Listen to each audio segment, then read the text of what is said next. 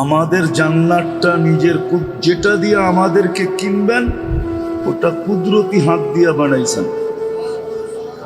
সমস্ত উম্মতের জান্নাত হুকুম দিয়া বানাইছেন, হুকুম দিয়া। কিন্তু আমাদের জান্নাতটা কুদরতি হাত দিয়া বানাইছেন। বলবেন আমাদের জান্নাতটা কুদরতি হাত দিয়া কোথায় লেখা?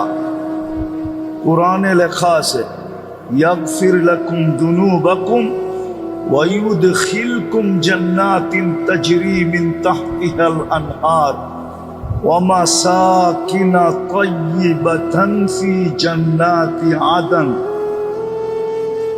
আমাদের জান্নাতের নাম হলো আদন, ওটা কুদরতি হাত দিয়া বানাইছে। যেই জিনিসটাকে কুদরতি হাত দিয়া বানায় ওটা কেমন প্রিয় পাত্র হয়। গাজীপুরের ওলামা তো মানবে না, বলে দিমু। আবার ফেসবুকে লেখা শুরু করবে গাজীপুর থেকে। বলে দিমু। কুদরতি হাত দিয়ে আমাদেরকে বানাইছে। শুধু বানান না, সাজাইতে সাজাইতে সাজাইতে সাজাইতে এত সুন্দর হয়েছে যে আল্লাহ নিজেই আমাদেরকে ভালোবাসা ফেলছেন। তারপরে ঘোষণা দিয়েছেন ইন্নী লাকা মুহিব্বা।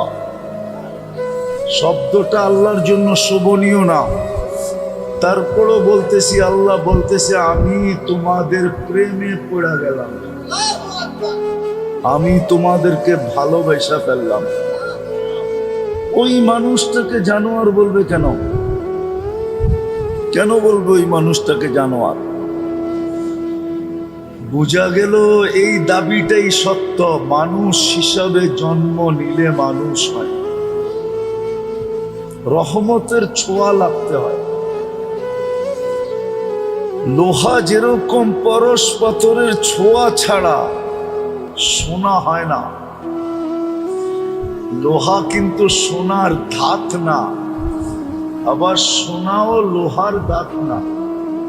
কিন্তু পরশ পাথরের ছোঁয়া লাগলে সোনা হয়ে যায়। রহমতের ছোঁয়া লাগলেও মানুষ কি হয়ে যায়? মানুষ মানুষ হয়ে যায়। এটাও বলা যায় সোনা হয়ে যায়। আল্লাহ সোনাকে কিনবেন সোনার বদলায়। জান্নাত কিন্তু সোনা দিয়া তৈরি, বিল্ডিং গুলা স্বর্ণ দিয়া তৈরি, রূপা দিয়া তৈরি, গাছগুলা পর্যন্ত সোনার। জান্নাতে ফল ধরবে সোনার গাছে, কাঠের গাছে না। এই জন্যই তো ওটার স্বাদই ভিন্ন। কাঠেরটার স্বাদ একরকম, সোনার গাছের স্বাদ ভিন্ন রকম। যেদিন খাবে ওই দিন বুঝবে কেমন স্বাদ। এই জন্যই তো আল্লাহ রসুল চিৎকার দিছিলেন, আম্মিরুহা ওয়ালা তুখাররিবুহা। আল্লাহ রসুল বলছিলেন দুনিয়ার বিনিময় দিয়া হইল ওটাকে আবাদ করো, ওটাকে গুছাও, ওটাকে বরবাদ করো না। বড় পস্তাবে।